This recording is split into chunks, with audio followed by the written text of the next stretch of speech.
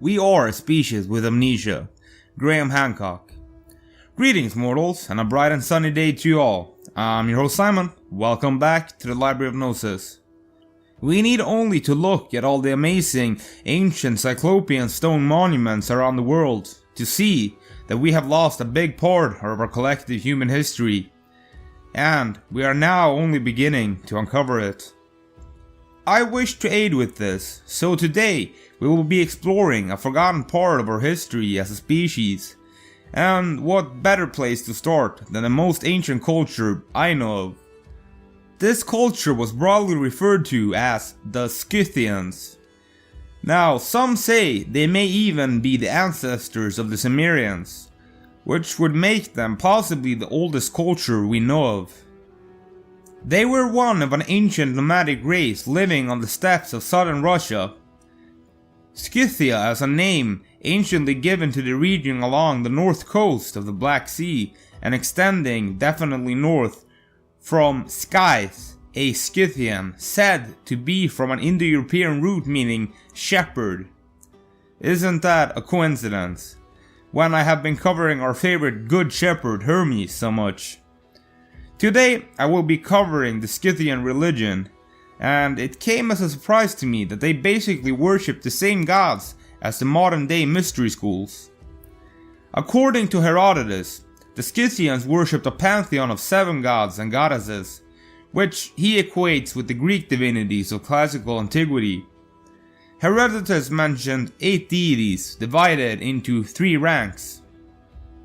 In the first rank was the head of the pantheon, Tapati, the Flaming One, who was the goddess of heat, fire, and the hearth, and was equated by Herodotus with the Greek goddess of the hearth, Hestia. The Scythian goddess Tapati was equated by Herodotus with the Greek goddess of the hearth, Hestia. Tapati was the most venerated out of all Scythian deities. The name Tapati meant the burning one or the flaming one. The Sanskrit term tapas, which denoted the cosmic warmth and the original nature. This is the cosmic principle out of which originated the multiple elements of the universe and the order in the world. Thus, Tapati was the primordial fire, which alone existed before the creation of the universe. And from her were born Api, the earth, and Papaios, heaven. Due to being a deity representing an abstract notion of fire and divine bliss, Tapati was rarely depicted in Scythian art, but instead was represented by the fireplace, which constituted the sacral center of any community, from the family to the tribe.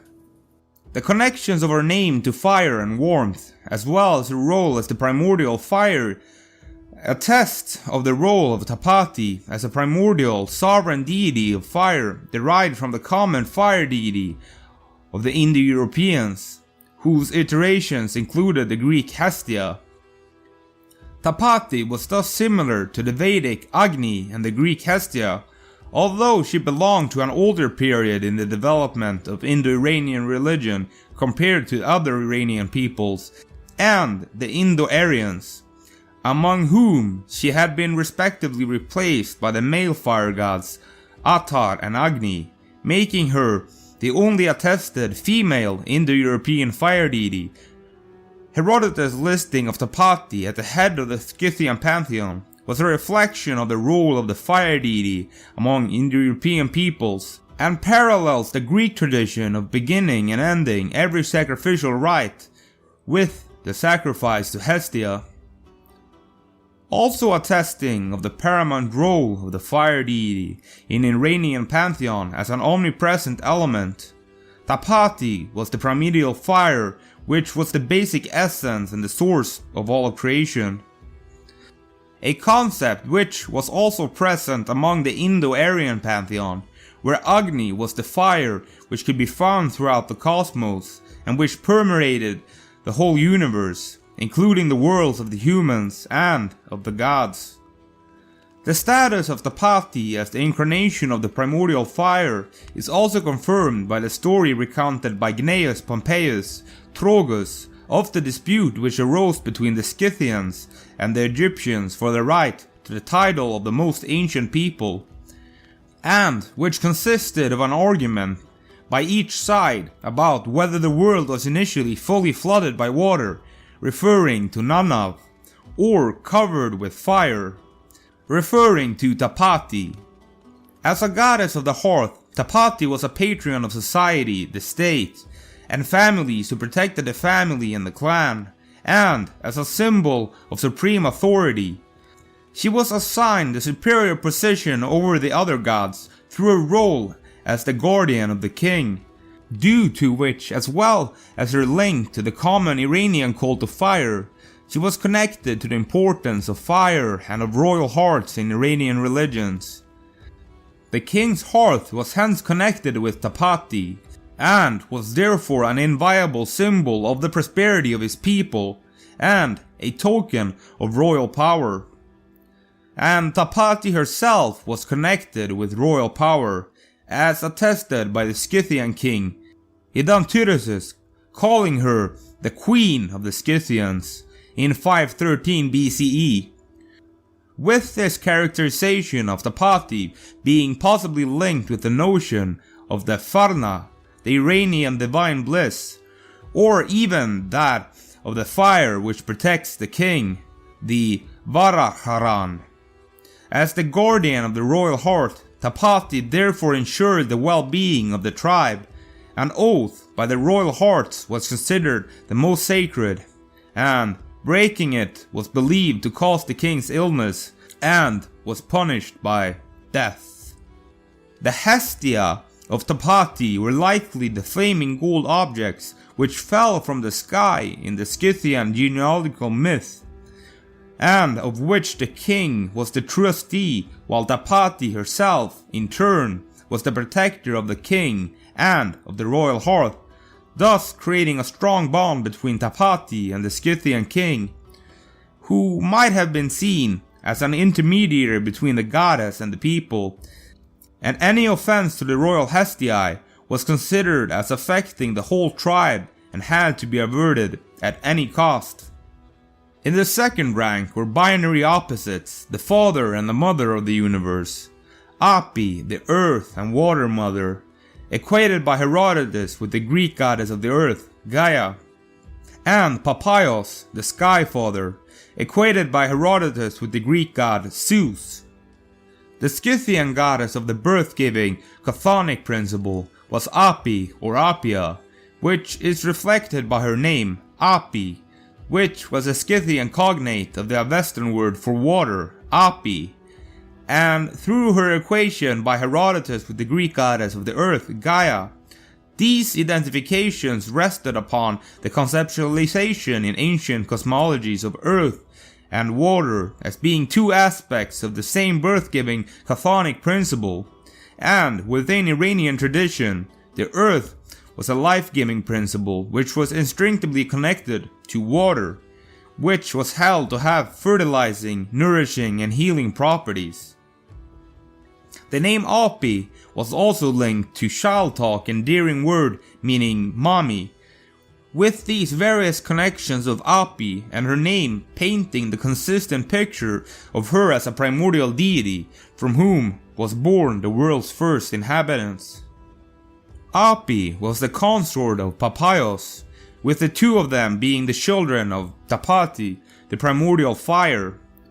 Api and Papaios initially existed together in an inseparable unity until their union, which reflected the Indo-Iranian tradition of the marriage between heaven and earth as the basis for the creation of the world, and parallels the union between Ahura Mazda and the earth goddess Armati in the Avesta.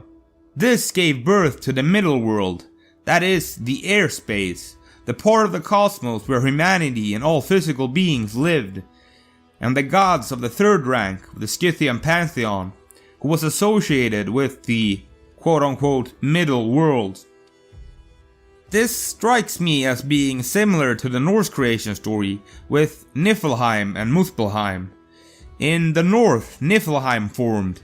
It became such a dark and cold place that there was nothing else than ice, frost and fog. To the south of Ginnungagap, the realm of Muspelheim formed.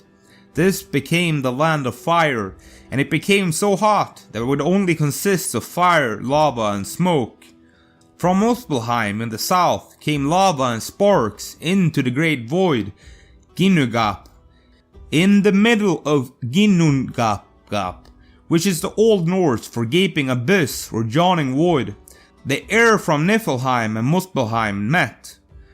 Perhaps it should come as no surprise, as through genetic testing of Scythian gravesites, they have come to the conclusion that their genetics most closely match the genetics of the Scandinavian peoples. So they are in fact the ancestors of the people who would later come to tell these same stories of creation. The completion of this process of cosmogenesis created an ordered universe made up of 3 zones, a cosmic one, a central one, and a chthonic one, located each above the other. The birth of Dargathala from the union of Api and Papois thus represented the creation of the central sphere of the cosmos that lay between the celestial and chthonic realms. As a primordial goddess who gave birth to the first inhabitants of the world, Api remained aloof from worldly affairs and did not interfere with them after the creation of the world and the establishment of the proper order. The worship of Api by Scythian peoples is attested in Strabon's mention that the Derbics worshipped Mother Earth. The name Api strikes me as being very similar to the Sumerian Absu, which is the name for the fresh water from the underground aquifers, which was given a religious fertilizing quality in Sumerian and Akkadian mythology. Lakes, springs, rivers, wells, and other sources of fresh water were thought to draw their water from the Absu. In Sumerian and Akkadian mythology, it is referred to as the primeval sea below the void space of the underworld, Kur, and the earth, Ma, above. Then we get to her male counterpart, Papois, whose original Scythian name is still uncertain, who was the personification of heaven, the Scythian equivalent of the Zoroastrian great god Ahura Mazda, the consort of the earth goddess Api, and was therefore equated by Herodotus with the Greek god Zeus. The original Scythian form of the name Papaios is uncertain and has been variously interpreted as meaning either father or guardian or protector. Papois was the consort of Api, with the 2 of them being the children of Tapati, the primordial fire. Papaios and Api gave birth to the middle world, that is the part of the cosmos where humanity and all physical beings lived, and to the gods to the 3rd rank of the Scythian pantheon, who were associated with the middle world. The completion of this process of cosmogenesis created an ordered universe. The birth of Dargatav from the union of Papois and Api thus represented the creation of the central sphere of the cosmos that lay between the celestial and chthonic realms. According to Origenes of Alexandria, the Scythians considered the Papios to be a supreme god. The 3rd and final rank was composed of 4 deities with specific characteristics. The Scythian Heracles, whose Scythian name was Dargatava, was the forefather of the Scythian kings. The Scythian god Dargatava, meaning whose might is far-reaching, appears in the Greek recollections of the Scythian genealogical myth, where he was called the Scythian Heracles by Herodotus. Although he was not the same as the Greek hero Heracles, Dargatava, Skua, was born of the union of Papois and a daughter of the river Varustana, and he was the divine ancestor of the Scythians. Then we come to the Scythian Ares, the god of war. The Scythian Ares, that is the Scythian war god, equated by Herodotus with the Greek god Ares, and might possibly have been an offspring of Tapati. The Scythian and the Sumerian Ares was represented by an Asenasis sword planted upwards at the top of a tall square altar made of brushwood, of which 3 sides were vertical and the 4th was inclined to allow access to it. The Scythian Ares was given blood sacrifices, and his representation in the form of a sword or evidence of his military function. The Scythian Ares was also a god of kingship, and the use of horses and of the blood and the right arms of prisoners in his cult was a symbolic devotion of the swiftness of horses and the strength of men to this god who had similar powers. The square shape of the altar of the Scythian Ares represented the four-sided middle world, that is, the airspace, and the sword placed at its top represented the world axis, which represented the vertical structure of the universe and connected its cosmic, central, and chthonic zones. The altar of the Scythian Ares was thus a model of the universe as conceptualized within Scythian cosmology, most and represented especially its central zone, the airspace. The tallness of the mound which acted as the altar to the Scythian Ares, as well as a practice of throwing the right arms of prisoners sacrificed to him in the sky, are evidence of the celestial nature of the Scythian Ares as a god of the airspace. That is, the practice of throwing these sacrificed arms in the air indicated that the Scythian Ares was also associated with gods of the sky and wind. This is also recorded in the works of the Greek author Lucianus, who recorded that the Scythians worshipped the wind and the swords as gods, referring to the dual nature of the Scythian Ares as a god of both the wind, which brings life, and the sword, which brings death. The dual nature of this god is also visible in the achinases used to represent him being shaped like a phallus, thus being a deadly weapon which is also shaped in the form of a life-giving organ. According to the Odysseus Sulimirsky, this form of worship continued among the descendants of the Scythians, the Alanoi, through the 4th century AD.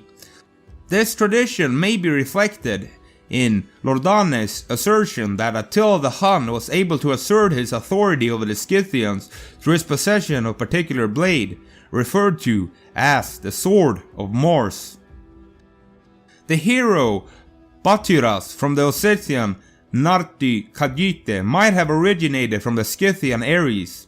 In the sagas, Bathyras appears as a brave but uncontrolled warrior living in the airspace, and sometimes took the form of a whirlwind, who often protected his people from multiple enemies, who was made of steel and connected to his sword, which provided him with immortality so long as it remained unbroken, thus being the incarnation of Bathyras himself.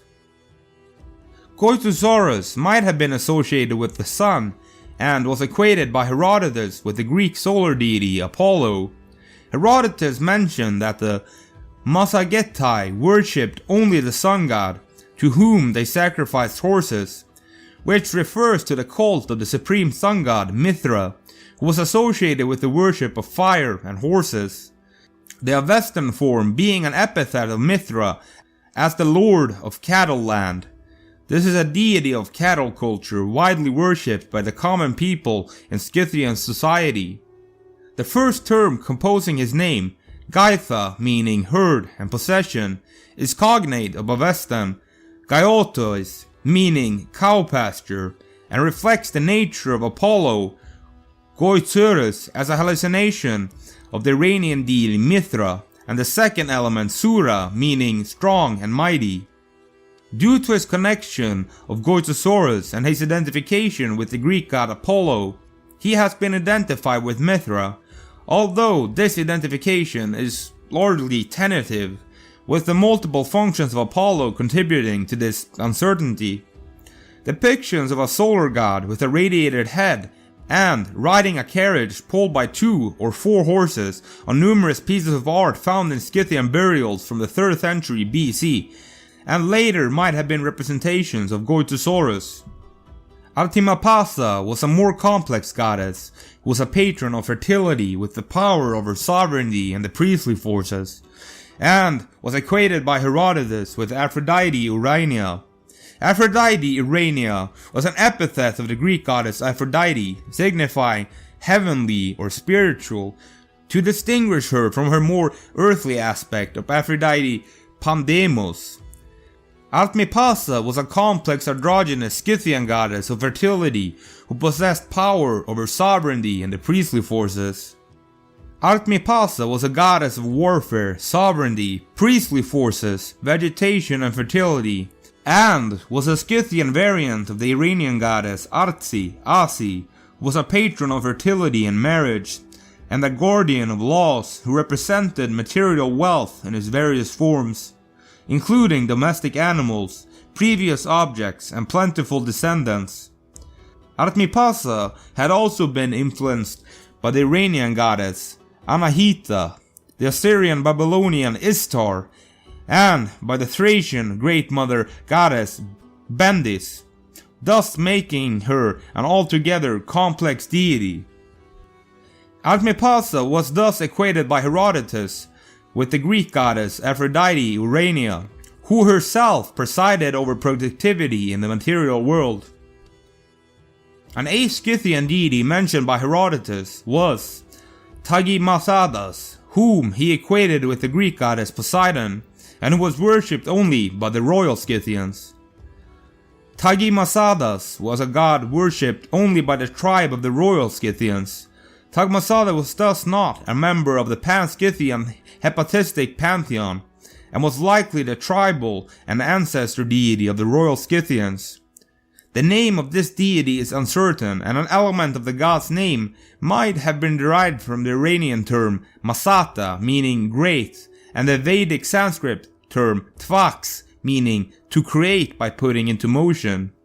Herodotus identified Tagismadas with the Greek god Poseidon because both Tagismadas and Poseidon were horse-tamer deities, but also because, among the Athenians who were his audience, Poseidon was identified with Eryxenos, whom the Athenians considered their mythical ancestor, similar to how Tagimasadas was believed to be the ancestor of the royal Scythians.